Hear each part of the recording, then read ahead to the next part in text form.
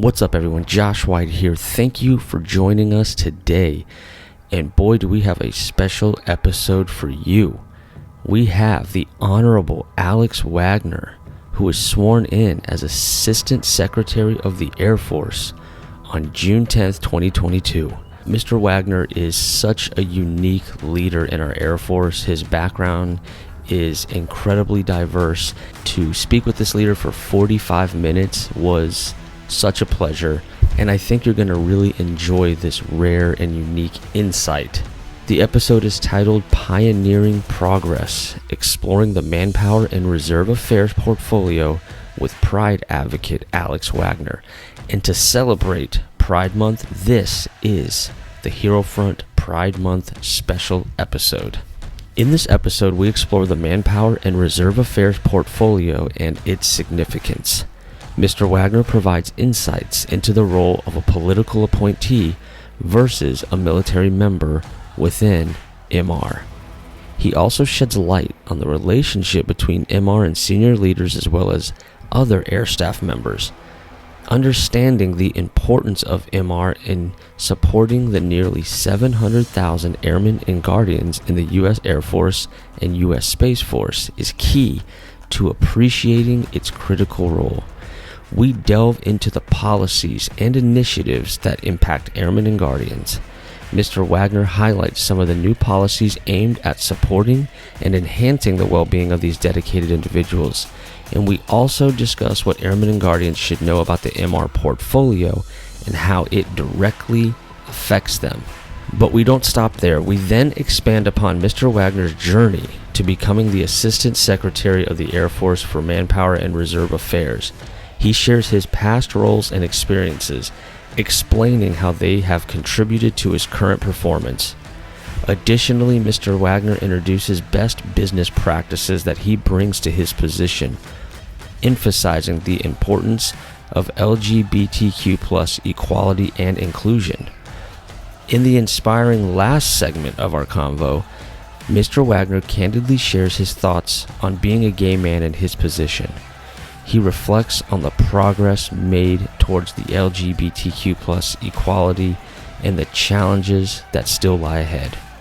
Mr. Wagner's personal experiences add a unique perspective to his role as a leader and advocate. Team Hero Front wants to express a tremendous amount of gratitude to the Honorable Alex Wagner and his superb team for coordinating and sharing his time and insights.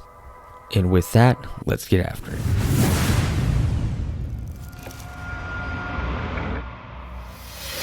Josh, how you doing? Sir, I'm doing amazing, especially because I'm talking to you. This is incredible. Thank you so much. First and foremost. I don't know who's behind me, but it's not me. I mean, I have my 4th Swiss Special Warfare Squadron mug from That's the amazing. Spartans up in Cavalier, but that looks awesome. It was such a cool trip. I'll tell you all about it. All right, so ladies and gentlemen, very special episode for you today because we have the Honorable Alex Wagner, the Assistant Secretary of the Air Force for Manpower and Reserve Affairs, also known as MR Affairs. And, you know, from what I read on you, Mr. Wagner, you have oversight of nearly 700,000 airmen and guardians. So, you know, the decisions you make have a very large footprint. So I want to thank you for taking on that responsibility. I want to thank you for getting our backs. And everything I read about you, I mean, you just had this amazing career and experiences that I think you're just such a valued asset to have on our team. So I want to start with saying thank you for signing up for that position, and thank you for being on Hero Front this morning. How are you, sir?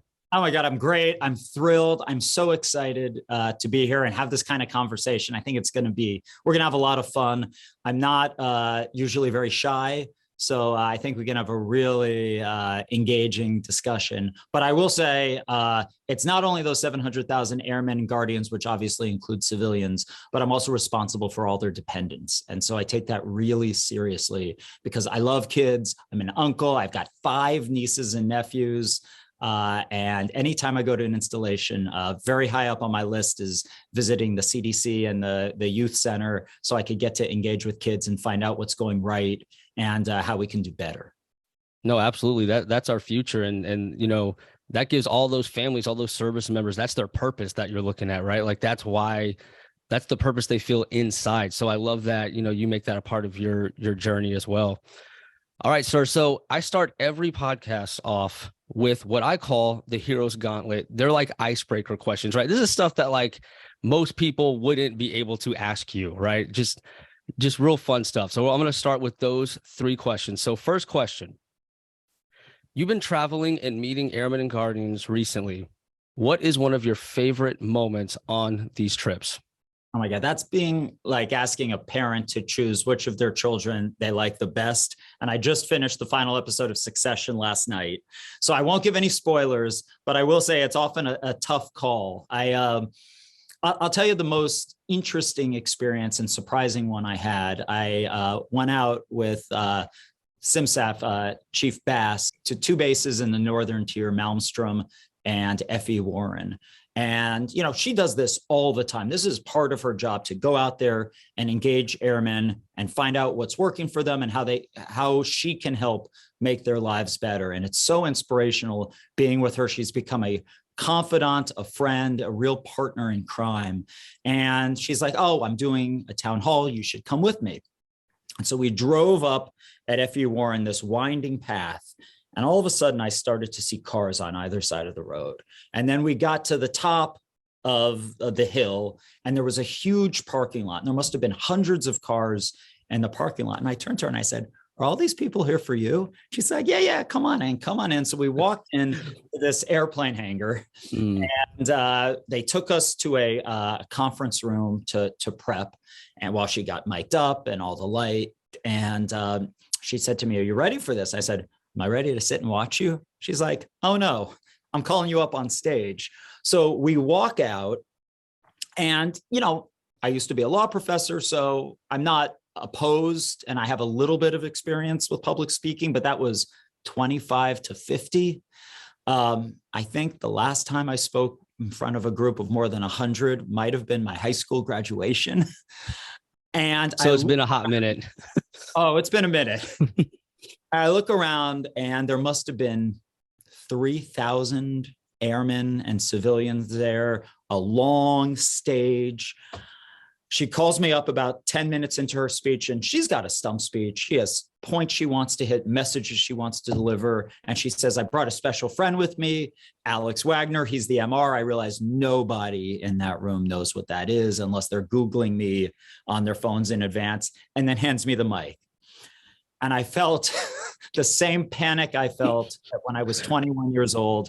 I decided to do stand-up at the Improv in DC. Oh, wow. Very poorly. That's why I went into politics and law.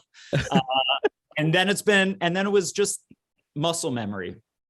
And it was great because in those town halls, you get to hear from people who are completely uninhibited, who have been given, if there's good, strong leadership at the base, the green light to ask whatever questions are on their mind. And there was an airman first class who asked about the implications of TikTok. There were folks who asked about a whole host of other issues. And we were timing, SimSAF and I had a bet how long it would take to get to the conversation about beards. Right. It almost didn't happen. Oh, wow. So one brave soul raised his hand. So I'd say that was, to date, that was the most memorable, because it was me doing something that I really wasn't prepared for, but understood as a result of the experience, just how valuable a mechanism it is to get information without having to go through our normal process of filtering it up, which also dulls it a bit. No, absolutely. That's part of your purpose too, right? Like that, you got to see and feel that energy firsthand. I think that is so important for you to experience. So I'm so glad that you got to go with Chief Bass of all people and have that experience and feel that energy and hear those questions straight from, you know, the airmen and guardians that you serve essentially. So what an incredible experience. I walked out and the first thing I think I said was, wow, I feel like I'm Beyonce up here. You're part of the beehive now. Right. Oh yeah, 100%. Awesome. All right, sir. Doing great so far. Let's roll into the second question for the Heroes Gauntlet. And this one I definitely am interested in. So I heard that you recently took the Air Force PT test. First of all, is that mandatory for you or is that voluntary? So I've got a pretty large team out at Andrews and Joint Base Andrews, and every month they have a practice so they can prepare for when the official tests come in, and they do it under real circumstances. And I think they jokingly invited me out because they heard I took up running during the pandemic for the first time. I'd never been much of a runner, and so I just needed a way to clear my head, listen to podcasts, and get out of the house, especially once the weather got nice. And I think they invited me out as a joke, not thinking that I would accept. And I thought, wow, what a great way to understand what the PT test tests, what it doesn't test, how people prepare for it, how I could prepare for it, because ultimately that's part of the larger Manpower and Reserve Affairs mission. And so I said, if you're gonna ask me to do it, I'm gonna sign up. Wow. So you actually went through the entire Air Force PT test. How did you do on that? I'm just curious if you're willing to share.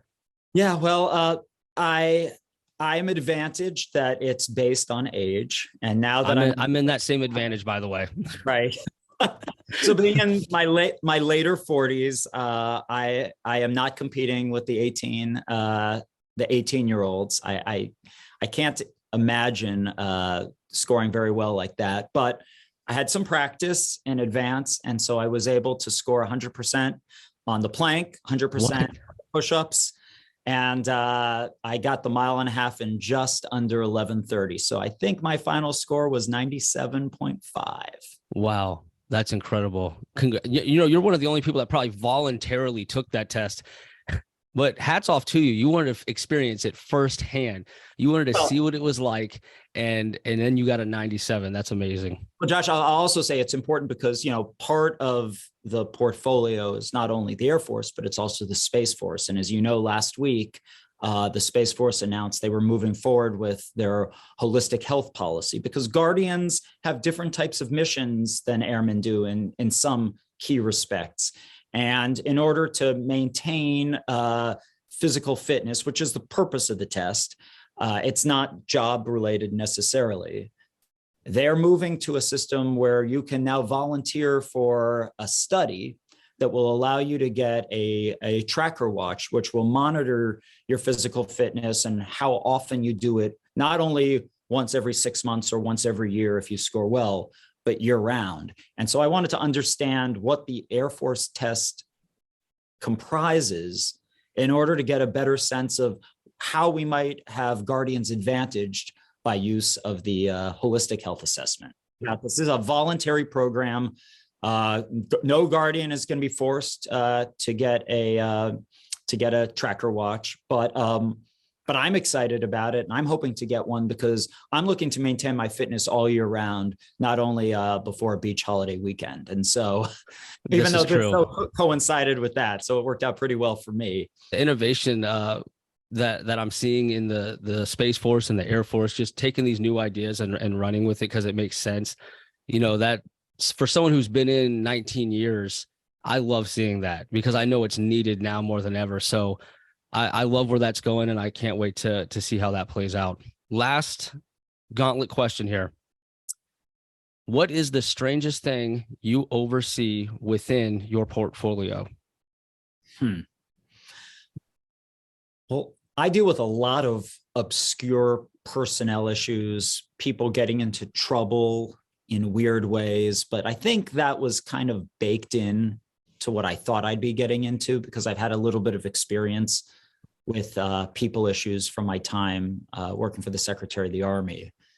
But I'll say that when I was preparing for my confirmation hearing, they briefed me on something that was definitely not intuitive. For some reason, which I actually now know, the Assistant Secretary of the Air Force for Manpower and Reserve Affairs has been delegated from the Secretary of Defense to the Secretary of the Air Force, to me, as the federal government's executive agent for the National Science Foundation's Polar Program. So the programs at the North Pole and the South Pole, which involve NSF research, scientific activities, there's got to be a way to get the people, the food, and the equipment into these extremely remote and often very harsh environments. And the Air Force is responsible for that. But because of the Antarctic Treaty and because of some of our international legal obligations, they didn't want it to be a military mission. And so as a result, they gave it to a civilian to oversee. Nice. So being a Los Angelino, there is definitely something about an average daily temperature at the South Pole of -60 degrees. That's unreal. That's going to be new for me. Right. But earlier this year, I got to go up with the chief of space operations to the base formerly known as Thule. It's now called Bitufik, up at the top of Greenland. And that was a cool -39 with the wind chill, which I realized at -39, it's the same Celsius and Fahrenheit. Oh, I didn't know that. Interesting.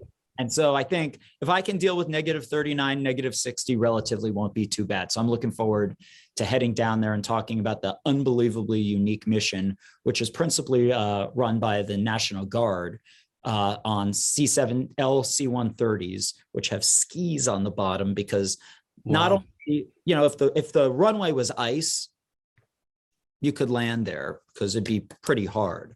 But sometimes in the warmer months, their summer or winter, it melts a little bit. And so because of that melt, you land on skis on the bottom of the LC-130s. And so that's going to be an experience I have not done yet. And it allows me to tell a great story about the reserve component and how it's an operational reserve in the Air Force, not just a strategic reserve.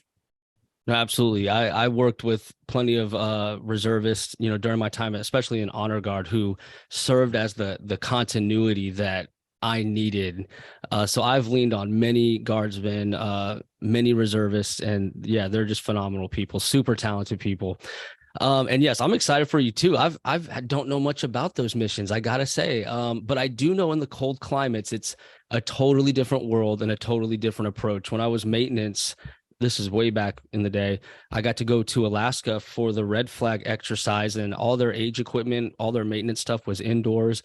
And then we had to de-ice the aircraft wings, and that's super challenging and loud. And it's just a whole different world of challenges out there. So I think it's going to be an eye-opening experience for you. Stay warm. My friends say, take pictures of the penguins. And I say, but not at the South Pole, because at the pole itself, it's almost too cold for anything to live. Wow. Penguins, are at the edge of Antarctica that you fly into first. Gotcha. Wow. I didn't realize that. I mean, so again, I love these trips because it's not travel for the sake of travel. It's travel to tell stories of missions of the Air Force and the Space Force that the American people just don't know. And we've got such an incredible mission. We have such an incredible story, and the people that support it are really our strategic advantage. And so that's what I want to experience, to hear from them what works, what's not working so well, and what we can fix. I love that. And I'm a storyteller myself, and I'm a fan of storytellers. So I think it captures history. I think it spreads a positive message. It makes people proud of what they're doing. So keep going. We need more of that. And speaking of folks who aren't familiar with things, you talked about being on stage where you thought that people weren't familiar with MR affairs or what that entails. You were saying, some folks might even be Googling you in the moment to see who you were and what that role is. And I'm going to be honest, I started learning about that role through this conversation, through finding out who you were, the incredible things you've done. And I want you to be known by everyone and what you do, because I think it's amazing. And so I was hoping you could kind of run us through the MR portfolio and the role of a political appointee versus a military member. Everything that's controversial and anything can go wrong often lands on my desk or on my shoulders, which is part of the fun of the job. I like to describe the portfolio as getting kindergartners interested in STEM. to a couple months ago, I had to sign off on a promotion from a 2-star to a 3-star general who had been deceased for 50 years. Oh, and wow. So everything in between would fall into the people portfolio. If I were talking to the private sector, I'd say I'm kind of like the chief human resource officer of the Air Force and the Space Force. Recruiting, retention, quality of life, promotions, discipline, talent management, diversity, equity, inclusion, sexual assault, harassment, childcare, food security, all these things that you see in the headlines of things that are not working exactly right come onto my plate at some point in time. Military discipline. Every week I get promotion proprietary actions, whether or not someone should be removed from the promotion list and have to make a recommendation to the secretary based on the inputs of the general counsel of the A1, and let the secretary and the chiefs of staff know where they might fall. Medical waivers, particularly for unusual conditions. Should we commission someone? Should we not? The entire Air Force Academy and all of their affairs technically fall under the MR portfolio. And so sometimes I don't feel like I'm a college president, because we've got a fantastic superintendent out there right now, and he has a really great team. But anything that he needs a little bit of top cover on, I often get called to fill in the gap. ROTC, JROTC, the first oversight hearing I had to testify on sexual abuse allegations and challenges that the New York Times exposed at JROTC. And of course, anytime anything goes wrong, the professional staff members on the Hill and the members of Congress want someone to yell at. And so I'm a pretty good punching bag for all of that. Now, I think that's why they can do that, because I am a political appointee, because I'm in the position to represent, the President of the United States, the Secretary of Defense, and the Secretary of the Air Force's equities, and defend their policies and budgets. And so I'm incredibly proud and humbled to do that. I am very comfortable in all of my previous roles being the guy behind the guy.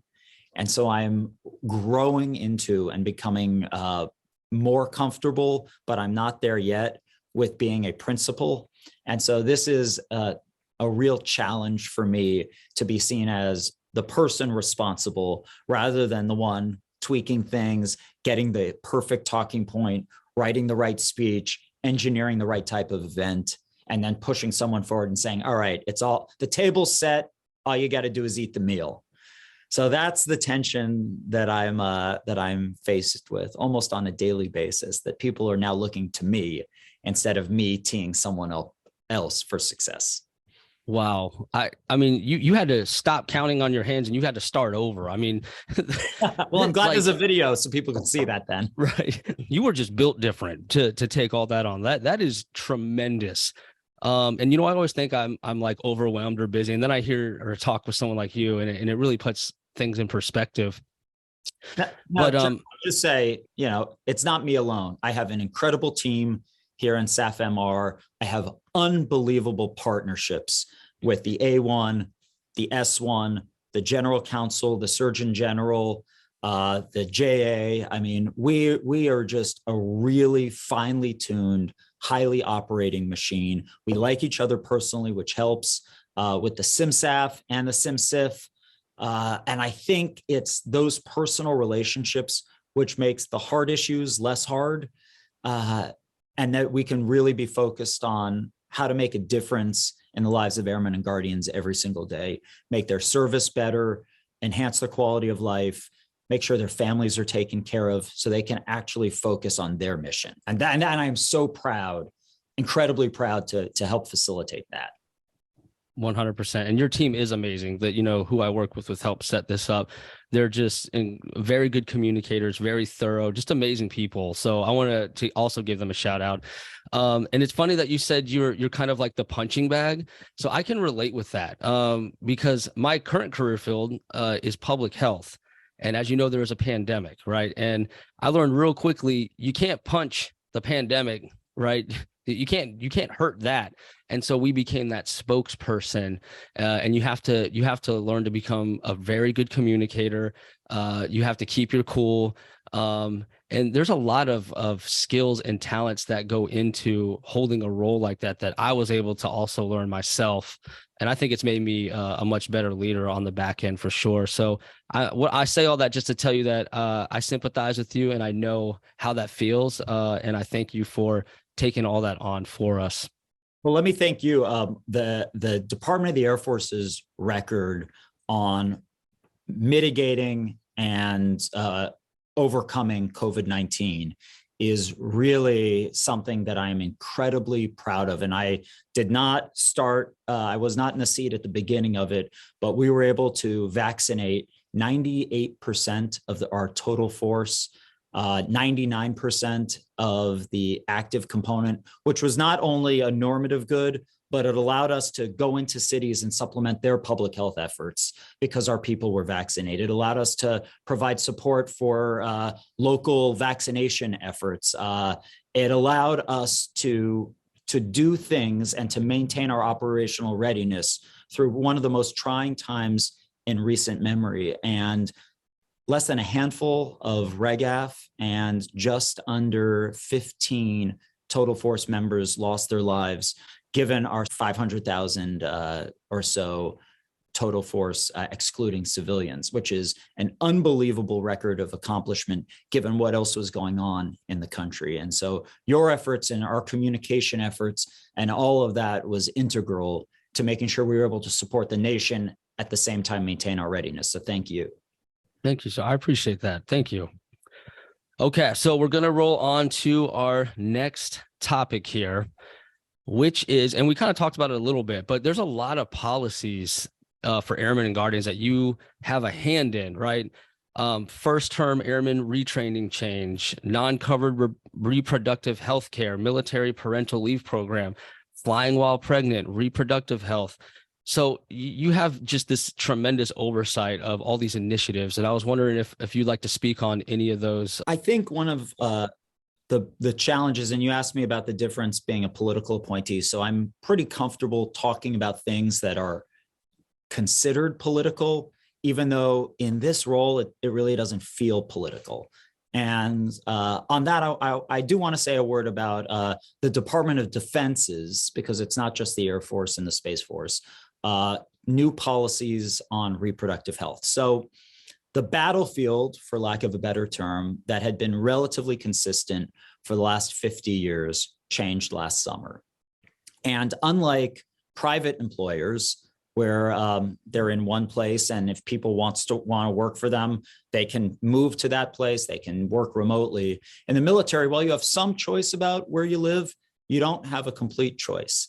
And with the Dobbs decision overturning Roe v. Wade, it placed a real challenge on some of our service members who had thought that this was the status quo, and all of a sudden the status quo changed.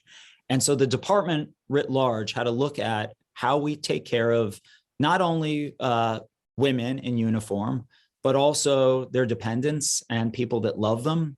And we had to look at policies that made, within the bounds of the law, personal decisions over full scope reproductive health, which includes pregnancy termination, but it can include IVF and a whole range of other types of procedures. Those were considered non-covered under TRICARE.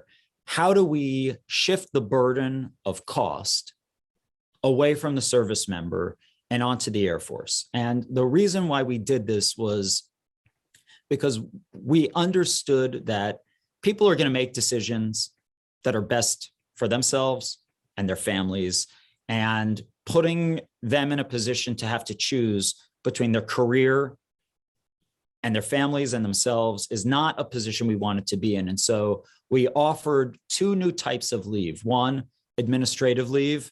If you want to have a reproductive health procedure in the local community, you could get administrative leave, which would be non-chargeable. And there would be a presumption that you could take that for a certain amount of days.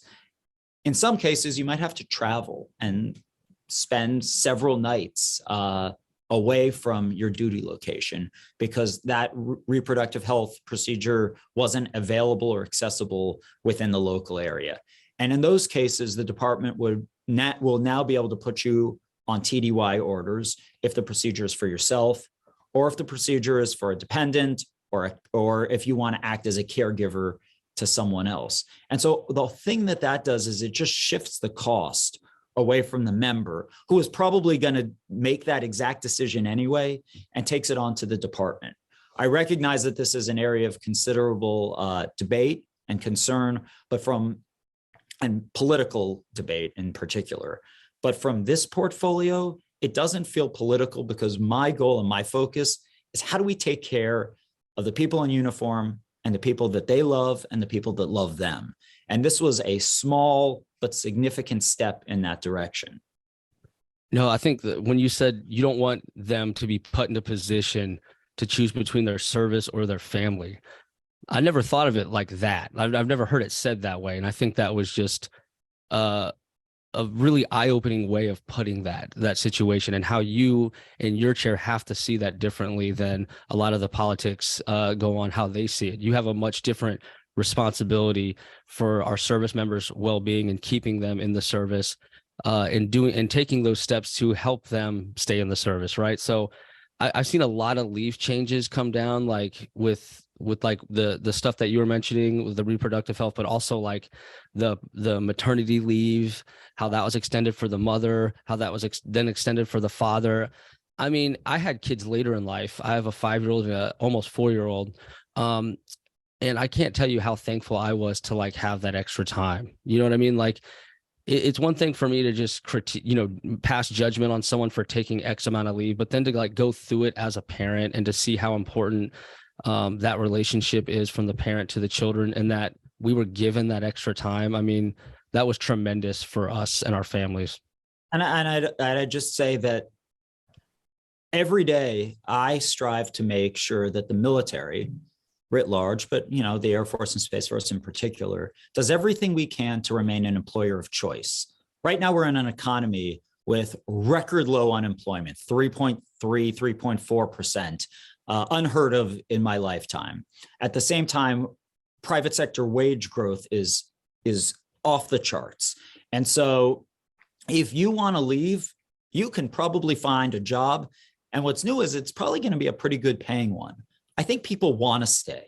And so what I want to do is pull away those artificial barriers, the things that might have made sense for a different era. Maybe families looked a little different when some of those policies were put into place, and say, what do we need right now to make sure that people can serve to their full potential? The people who care about service, who want to do this, who are challenged by the mission, feel like they have everything possible at their disposal to make their quality of service at the level that they want to stay. We've got a pretty unique service with the Air Force and the Space Force, where retention is integral to mission performance. Some of the other services, they focus on the first term, or maybe maintaining someone for 2 terms of enlistment.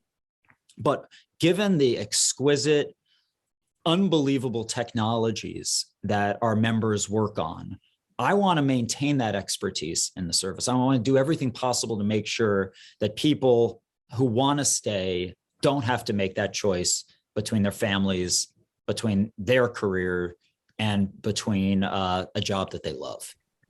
No, I love that. I think that's beautifully said. And, we all joined for purpose. That's what we all have in common. We have that strong purpose. That's what kept me in, was that purpose and that mentorship, the experiences that I've had with deployments and all the many career fields that I've held. I mean, that purpose has been strong in me, and I'm happy to hear that we're going to keep that torch lit and pass that on to the generations behind us. No, Josh, I'm trying. No, you're doing it. Sometimes it's hard to convince. It's not the people, but it's an institution that has very good reasons and regulations for doing something one way to shift course. And so you don't do it, by fiat. You don't do it because I said so. You start to build consensus and you have conversations. And so that's why some of these things just feel so slow.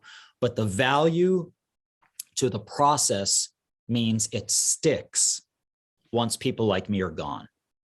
And it sticks because people are then invested in it. And so that's what I try to do every day: build policies, build processes, empower people. So when I'm out of this job at the end of whenever this administration exits stage left, those people will rely on those policies. There will be institutional buy-in, and a future administration who might not love it will take a look at it and say, gosh, it'd be really hard to dig in and uproot all of that. So I'm going to just focus somewhere else and use my limited political capital on this over there. You're just building that foundation. If it works and people are invested in it, it'll be safe. That's the goal. 100. Sir, we got a little bit of time left, and I wanted to talk a little bit about you. And your team said, hey, he's all about the Airmen and Guardians. Good luck. But guess what? This is your show. This is Mr. Wagner's Hero Front episode. So I did save the tiniest chunk to talk about you. And what I was hoping to hear from you was the best business practices in the LGBTQ plus and equality communities, and your thoughts on being a gay man in the position that you are today. Well, I got to say, Josh, I'm so lucky. I feel like after I came out, doors opened for me that would have never been open for me if I weren't gay. And I was able to be a part of a community and have support from friends all over the world, some of whom I didn't even know, but I was linked up with through other people. I always felt like if I could have taken a pill and been straight, I would have taken that pill before somebody asked the question. And after coming out and being a part of this larger community, it was a no-brainer. I would have pushed that pill to the side. I feel like whether it was winning the minority fellowship at my law firm, whether it's being recruited on the first Obama campaign to work on LGBT outreach, even though I didn't have a lot of background in it, whether it's being asked to teach the LGBT civil rights law class at Georgetown Law for 7 years as a result of that campaign experience, or whether it was my first appointment here at the Department of Defense working on nuclear and missile non-proliferation issues. I feel like being gay helped open the door to get me in there. And of course, in that first appointment, I showed up before repeal of Don't Ask, Don't Tell. And to this day, I feel like I'm just so privileged to work at a place like this, where even back then, everybody was so unbelievably professional in this environment that I could bring my full self, and sometimes it's a lot, to the work, to the mission every day. And what I wanted to do is make sure that everybody else feels like they can be exactly who they are and talk about what they do on the weekends and talk about the people they love and put photos on their desks of their families and their friends and have those full conversations. So at the end of the day, people get to know you, you build a sense of a team, you have a professional community, and then you can be focused on the mission and you don't have to lead these double lives. It is odd being back here as now, later this week kicks off Pride Month. And I remember about 12 years ago when after repeal had ended, I and a couple of buddies here started to plan how we were going to have the first Pride event in the Pentagon, believing that if you could have a Pride event here, you could change the culture and make it more inclusive. And if you could have it here, you could have it at any installation throughout the Department of Defense. I think it was just so cool seeing Pride events happen here and everywhere else every single year since 2012, because there was buy-in, because people understood the value of it, and because the military community rallied around people who had long been told, you don't have the right to serve, or if you do serve, you can't talk about who you are. And then as soon as repeal ended, it was a non-issue. I am sick about talking about repeal of Don't Ask, Don't Tell. I want to talk about taking care of service members' families and dependents. I want to make sure that everybody can bring their full self to work. I'm so excited to finally not be the planner, but as we talked about before, be one of the speakers at the Department of Air Force Pride event later this month. I think this is the most important thing. When he came out, the CEO of Apple, Tim Cook, said, being gay has given me a window into what it's like to be a minority in America. And it's made me a more empathetic and a more sensitive person. And so every time I walk into a room, as a white male, I think about who else is in the room and who's not in the room and whose voices need to be championed in ways that I can do by virtue of me being in the room, to open up opportunities for them, to be sensitive to concerns that I might not have been necessarily sensitive before, to think about perspectives that I haven't been trained to think about, but to be doing so intentionally. And I think that is really the advantage for diversity and inclusion here. When you create an inclusive environment where everyone feels comfortable bringing their best ideas to the table, you get better outcomes. And that's actually what I really care about. I care about the mission. I care about readiness.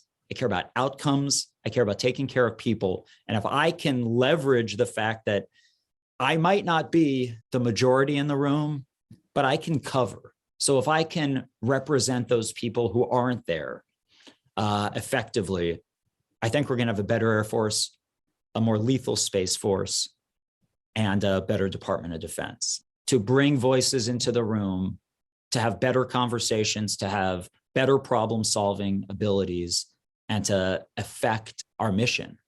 That's why we're all here, right? Definitely. Mission. And we just had our first large DE&I committee meeting at the Med Group here, and it was a tremendous outpouring. Like, clearly people care about this. We had amazing guest speakers, and you could just feel the love in the connectiveness in the room. So I think, when you see someone as their true natural self, they're not hiding anything, they're not trying to be something they're not. That's a beautiful thing to see in somebody. And so that getting that best self out of all of us is truly how we're going to get to the next level together. So I think you just have an incredible story. I'm super proud of you for coming out and just being that voice for so many. I'm personally proud of you, and I want to tell you thank you for that. Thank you for leading the way for all of us and so many people who felt like they couldn't be that voice. And I want to also thank you, sir, for spending time with me and Team Hero Front and all of our listeners today. We're super honored to have you, sir. So I just wanted to, as we come to a close, I just wanted to tell you thank you from the bottom of my heart. Well, thank you. This has been a lot of fun. As my team knows, we could probably talk for another hour. What I'll say is I can't wait to come down and see you in person, and maybe we can continue the conversation there. But really, just telling the story of Airmen and Guardians, all the incredible things they do, their sacrifices, the benefits to their dependents that service can create. And, at the end of the day, getting these personal experiences so I can tell their story. I can tell the story of the Air Force and Space Force to the American people who I feel are increasingly isolated from an understanding of who protects them and their role as the protected. And that's what gets me out of bed in the morning, meeting people, hearing their problems, finding them solutions, and engendering a spirit of service, whether it's in the military, it's in your community, it's service in government. This is something I'm very passionate about, and I'm looking forward to continuing to try to build bridges between people.